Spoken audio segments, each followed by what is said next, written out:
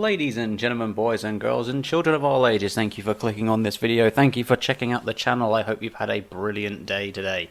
Today, I'm not going to talk about anything Call of Duty related, despite the fact that, as of recording, they literally just dropped what's happening in Season 5 and stuff like that. I will probably do that tomorrow, I think, going in depth with what they've released. But what I'm going to do today is I'm going to talk about another game that's been close to my heart for a very, very long time, and a franchise that is pretty much running the course now, and that is, of course, FIFA.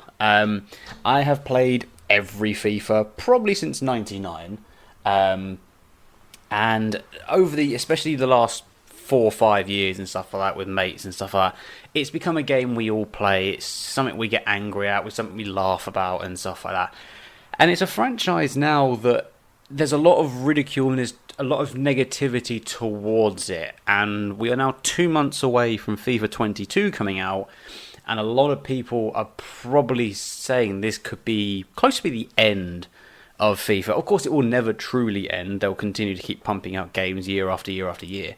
But having a look at what Konami have done with the Pro Evo franchise, it's got a lot of people wondering what is the future for FIFA.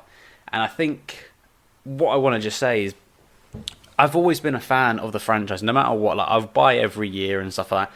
Whether I get bored of it in a couple of months' time and stuff like that is a completely different question.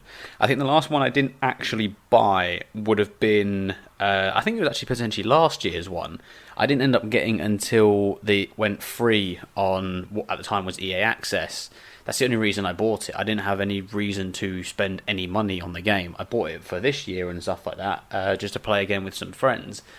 But if we're looking at it as a whole, with EA at the moment, the only thing they're looking at is revenue. They're looking at money. And the only game mode that makes them any money is Ultimate Team. And it's been that way now properly since about FIFA 17, when they started to make real wholesale changes to the way Ultimate Team is, with the introduction of FUT champs and everything like that, and squad battles, rivals, all this sort of stuff.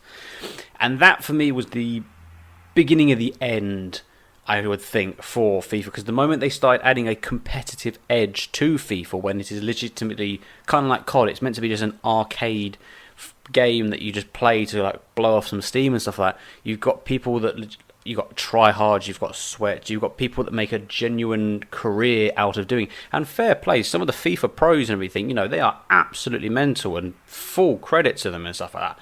But as a general average Joe like myself and stuff like that, I've never once played FUT champs. I never will play FUT champs because A, I'm not good at the game, and B, I'm not putting the money into this game when it's dead in a year. But let's go through FIFA 22 at the moment. As of today, they literally dropped their career mode, what they're going to be putting into the game and stuff like that. They're doing basically like a My Club career, which has been on like Football Manager now for years and years and years, which is a really good thing to do. You can fully customize your crest, the kits, the stadium, everything. It's a mode that's been screaming out for the career mode fans for such a long time. Konami did it in the past with PES and stuff like that, and it was brilliant. And on Football Manager, it is just a bit of fun to have. So I full credit to them for doing that. With the player career mode, they're going a little bit more, with the manager objectives being a bit more different, being a bit more easier to obtain certain things and stuff like that. I'm not a career mode player and stuff like that. I'm literally just a person who goes into a career mode with a team, does everything in transfer window, and then just skips forward and stuff like that. I just generally find the game more fun doing that. We then move on to Pro Clubs, which is a mode that has been absolutely abolished pretty much in the realm that is EA over the past few years, ever since they reinvigorated the way you gain points and you move up and stuff like that in terms of your player development, from having to complete challenges to obtain like +1s and +2s and stuff like that, to now it's just generic through the game. The problem is they don't really tell you how you get that. My character on my Xbox account is 90 rated and stuff like that, and he has been 90 rated since February, and me and my mates play not all the time. I say we played yesterday for the first time in a month, But I've been that character has been that way for such a long time. There is no progression from that point on. But the problem with pro clubs is, and it's kind of the core gameplay of FIFA, is it's too exploitable.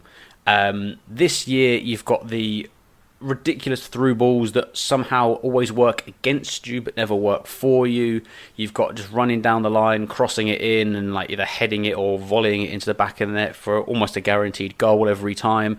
Or it's you try and do a through ball to someone, and no matter how much power you put onto it, it'll either go 2 foot in front of you or go 20 foot in front of you. There is no in between.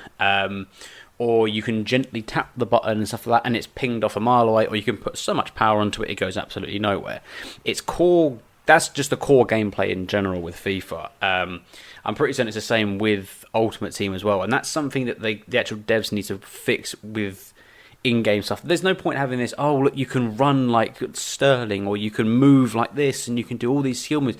We don't give a fuck about that. All we care about is having a football game that doesn't have to be reminiscent to real life, but it has to be somewhat believable. If I hold down 4 bars worth of power on a pass, it's going to be 4 bars worth of power. It's not going to trickle off my foot, or it's not going to fuck up, you know. Little things like that's never fully been addressed. It's like every year they get like the best players to advertise, like they're doing hypermotion this year and stuff like that. I mean, I don't give a fuck what that is and everything. Like, oh yeah, all the movement and stuff like that. Players do this more, and the only good thing that I've heard from it is moving into the Ultimate Team aspects. From what I know is, I've played it a little bit. I don't do online because I'm not bothering to play against other people and stuff. I'll play against my friends and that's about it. But I have seen a lot of negativity towards FIFA 21 in terms of gameplay and stuff like that with Ultimate Team, and year after year after year, it is slowly just getting worse. And with what they try and do is they try and get your mind off of that by giving you more content. You know, every week there's a different card game or card in a game and stuff like that. You know, that it's the same old people, or you have a card like, you know, the what ifs and stuff like that, the headliners and rule breakers. It's like none of them make any sense. They're just there for people to blow the money on it and stuff like that, and go, yeah, like this is why you want to keep playing the game and everything. Not because we're actually going to do anything different to the game. We're just going to give you a nice shiny card, and that's about it. The idea of, you know, when you used to pack a good card and back in the day and everything, it was like, oh wow, look at this and stuff like that. Now it's a case of, okay, yeah, cool, fine, and you just carry on and stuff like that. The fun has truly been sucked out of FIFA, and I don't see it getting any better with FIFA 22 either. Like I said, they're making changes to foot champs and stuff like that, which, yeah, fine, if you're one of those players, cool, but there has been really nothing in terms of the core gameplay that's changing, other than the fact that there's been a very big increase this year in playing fullbacks at centre half, because it really doesn't do anything to chemistry. And that's always one thing that's bothered me with when playing Ultimate Team. If I'm coming up against a team that's got 55 chemistry and I've got 100, I should play him off the park no matter how many good players he's got. But no, you get absolutely rinsed. It's like, but how? How is a player that's supposedly got 1 chemistry playing better than a player with 10? And what these people were doing, playing right and left backs at centre half that have got like 99 pace and stuff like that, it was just too easy to play the game. Now they've actually come out and said, you know what, like, we're going to stop this basically by saying that if you do put a fullback at centre half, it will have a drastic negative feedback on the way the player plays in game. That's fine and stuff like that. That addresses one thing, but it doesn't address the other issues with the game. And you know for a fact that, you know, they're going to be slapping on a £60-65 price tag come October 1st or whenever this game's coming out, and you're just going to be sitting there going, well, is it really going to be worth it? Like, all I'm going to be doing is playing pro clubs and career mode and stuff like that. Do I really want to spend 65 quid to do that? Not really. Am I going to do it anyway? Yeah, just because I can have some fun with some friends and stuff like that, you know. But looking at the way the football gaming community is moving at the moment, you look at the moves that Konami have made with the formerly now known as Pro Evo series, which is now known as eFootball. And for those of you that haven't been watching or don't know what this is, Konami completely reinvented the name and the game of what Pro Evo was. Pro Evo didn't have a 2021 season. They literally just took the 2020 game and updated it. So you didn't have to buy a new game. They literally took the original game and updated it for the new new season and stuff like that. And they've gone one step further now by completely obliterating the Pro Evo name, which, you know, brings back so many great memories for people from going back and playing like Pro Evo 6 and stuff like that, and having your Adriano and 99 shot power, having some of the best games you could possibly have. They've now rebranded the whole franchise as eFootball. And the whole point of it is it's completely free to play. With every year, they'll just be updating it and updating it. And what that's going to do is they've actually put in a form of Ultimate Team into eFootball, from what I know. I don't know too much about it. But you look at that and you think EA are completely screwed if they don't move in a similar direction. There has been talk that FIFA 23 will be free to play, and if they do that, I mean, I'm not quite sure how they're going to do that, because the whole point is eFootball doesn't have a number at the end of it. It is just eFootball as a whole. The only way FIFA can get around this is similar to what they do with the mobile game, which is just FIFA Mobile. If they just literally rebrand it as FIFA Football, then you're good to go. And I feel if they don't try and copy this approach from Pro Evo, or from Konami, should I say, that the sales will just eventually dwindle, because more and more people will start forgetting the game. They'll go, what's the point in me spending £65 on a game when I can just literally download a game completely for free? Similarly, you know, Pro Evo or whatever it's been in the past has always had better graphics. The core gameplay might be a bit like slow and a bit iffy here to there, but there's always been positives to Pro Evo games in the past that FIFA has never had. And this right now is Konami with the ball in hand and about to serve and going, this is what we're going to do. What are you going to do next? The moment they said it's free to play, they whacked that ball over the net. And now we are eagerly awaiting the return shot from EA to say, what are you going to do with FIFA as a whole? Are you going to completely rebrand it? Are you going to ask the community what they want? And the simple answer to that is, I don't think they will. I don't think they'll go free to play. No matter what the push of it is, I think they will maintain their stance of, no, this is what the fans want, we know what they want and stuff like that. And what they want when they're playing Ultimate Team is to every 2 weeks to have a brand new card in the store and stuff like that. You know, this year, I think it might have started from last year, it might have been a this year thing, where they introduced waves of cards and stuff. Like you had Team 1 and Team 2, where in the past it used to just be one set team, like future stars and rule breakers and headliners.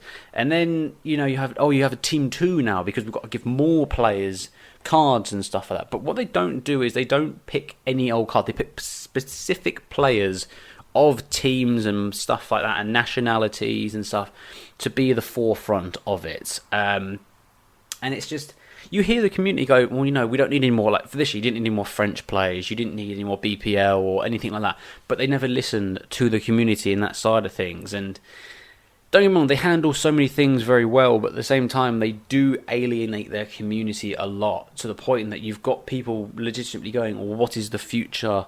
What does the future hold for FIFA? And I do think that unless they follow suit with Konami, then EA will have to really think about what is going to make a general average person spend £65 on a game where they can just download their competitor's game for absolutely nothing and lose nothing. Because that's the thing with eFootball, like, you don't lose anything when it comes to downloading that game, because if you don't like it, you just uninstall it. You haven't lost any money. But if you're spending £65 on a video game, you expect something out of it. It's difficult to see for me right now. I mean, don't get me wrong, we're not even at this FIFA just yet. You know, it could completely surprise us and be a completely better game. I don't think it's going to happen. I think it will be on par with how bad FIFA 21 has been. May even be worse. I don't know. We'll have to see. We'll have to wait and just see what the overall community's feel is to this game and stuff like that. I do think that Konami are going in the right direction, doing their thing and stuff like that with the full rebrand. Fully respect that, and I wish them all the best. I may even have to download it just to see what it's all about. But it really does say, like, what can EA do? I mean, Konami has never been a true competitor to EA, because they've never done anything drastic that says, you know, why would you buy our game and not FIFA and stuff like that? So they have, like I said, the ball is now firmly in EA's court with what they want to do going forward. I'm going to leave it there. Thank you for tuning into the video and everything. Like I said, as I always say, like the video, subscribe down below, leave in the comments what do you guys think is the future for EA. Will FIFA 22 flop, or will it completely surprise us and stuff like that? Thank you again for tuning in, and I will speak to you again soon. Peace.